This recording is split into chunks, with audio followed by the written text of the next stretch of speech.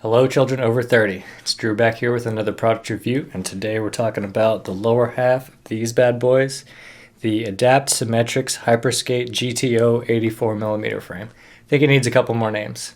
So usually you guys know how it goes on here, you guys that have watched my videos before.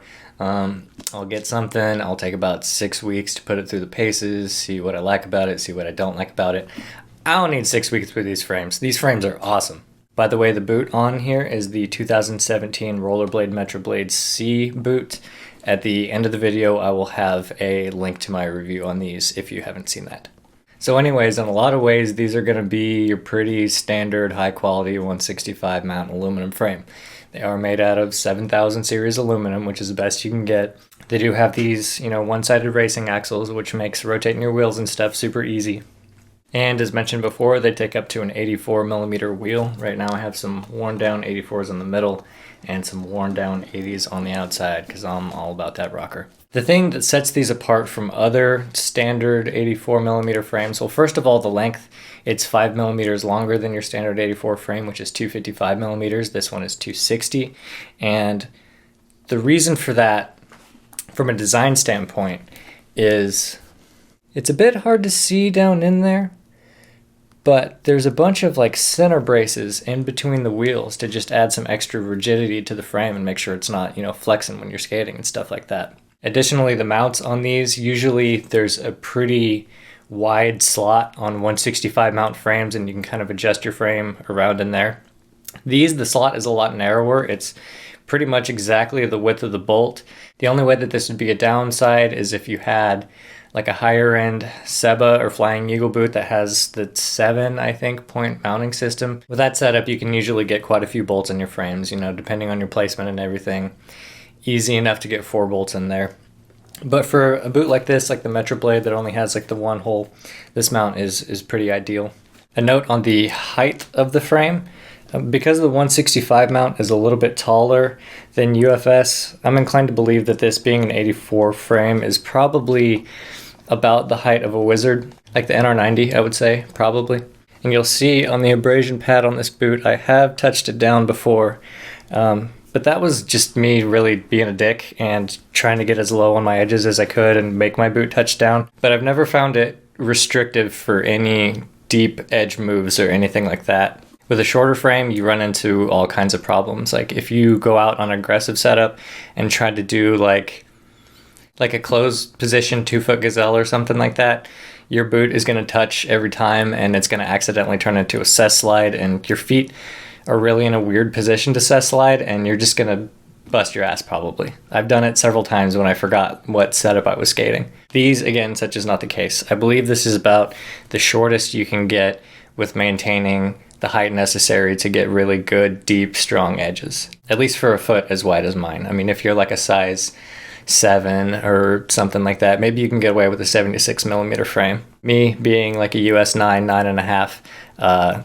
I think about 90 on a UFS or about 84 on a 165 mount. So personally, my favorite part about these frames, aside from just how dope they look, I mean, the big one-piece side without a lot of cutouts and everything looks amazing. In the pictures I was looking at before I got them, they look kind of gray maybe, but when they showed up they were just jet matte black. It looks fantastic. Aesthetics aside though, the coolest thing about this frame is just the power transfer that you get with these thick frickin' frame walls and all of those little cross braces in there. When I first put these frames on, and given for this boot, it used to have a kind of fat profile 4x80 flat rocker setup with the stock RB frames. And this, as soon as I put it on, I had some hydrogen wheels for it, I had a little bit better bearings and stuff. But the speed difference between the stock RB frame and this frame, even though this frame was rockered and that one was completely flat, these are so much faster. What this means is, in addition to making just your regular everyday skating more responsive, faster, all that stuff, getting into footwork and stuff like that, power transfer becomes very important. You have these little footwork elements that you're trying to do, like power pulls. Here's some power pulls on my Instagram.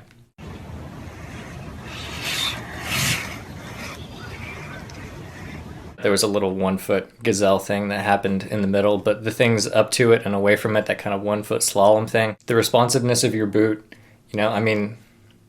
Of course, technique is very, very important, and technique is going to be the one deciding factor of whether or not your power poles not only look clean, but actually propel you instead of just, wiggle around on the ground. But having your drivetrain all in check and knowing that when you put weight down into the boot, it's going down into the cement and is going to push you forward is, really crucial, at a certain point. And these frames by far, other than like a figure skating blade, have produced the most solid, powerful feeling power poles that I've done on any setup. Easily. I haven't tried the Seba Deluxe frames, unfortunately. I think that may be the only 165 mount frame on the market that would even come close to the performance of something like this.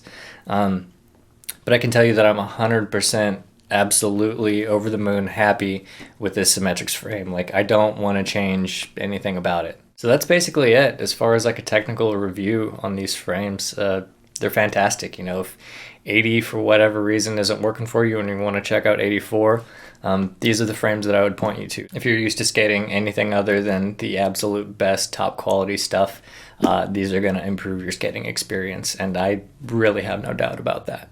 All right, so now let's rant some. So the reason I initially wanted these frames is, I've been doing the whole thing with like the wheelbase lengths and the rockers and everything like that, and I tried out the Wizard 90 and it was still just like a little bit too long for me. I actually empirically this time measured my foot. I did the whole heel against the wall thing and did, several times a day just to check it. And it's about 268 millimeters, my long foot is. Most people have different sized foot, in case you didn't know. So anyway, the 273 being on like the upside of that, I was looking for something, maybe just on the other side. So I got some of the RB Fusion 84 frames, which by the way, I would have reviewed if they were still making them. There's only one spot on the internet where I can find you can still buy them, and I think they have one in stock. Anyway, that's a really good UFS 84 frame if you're looking for one. But it was still a little bit short. I found myself falling backwards, more than I would like to. That's really where you run into troubles. I don't fall forward on rocker setups or most setups generally.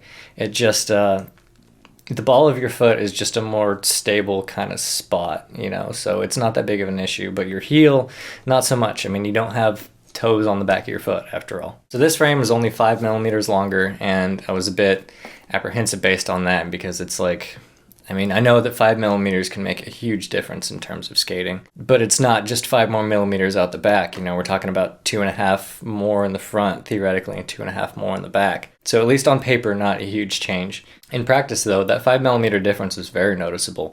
It did mellow out the rocker just a little bit. With a straight banana rocker, you have to be kind of careful about that. It can very easily get out of control, based on how big your foot is and all that other stuff. And a fresh set of wheels on the 255-84 was still a little bit scary for me. It was one of those, well, let's give it maybe 3 or 4 rotations and see if it kind of mellows out. And it did, and it felt pretty good, but nowhere near as good as it feels on this. That may be approximately centimeter difference between the size of your foot and the total length of your frame is, I think, at least for me right now, pretty ideal for swivelly, dancy kind of applications. And it logically makes sense to me because, when you're walking or when you're standing, you don't stand on the very tip of your toe and you don't stand on the very end of your heel. So, if you take about 5 millimeters in from each side, that's probably your normal standing base. I did find on the Metroblade boot, though, that when I started doing more swivels and stuff on it, I needed a little bit of extra support. You can see on these, I've started doing the ankle wrap with the hockey laces and everything. They're super long. I got them tucked into here. And for me, that just really made this whole setup come together.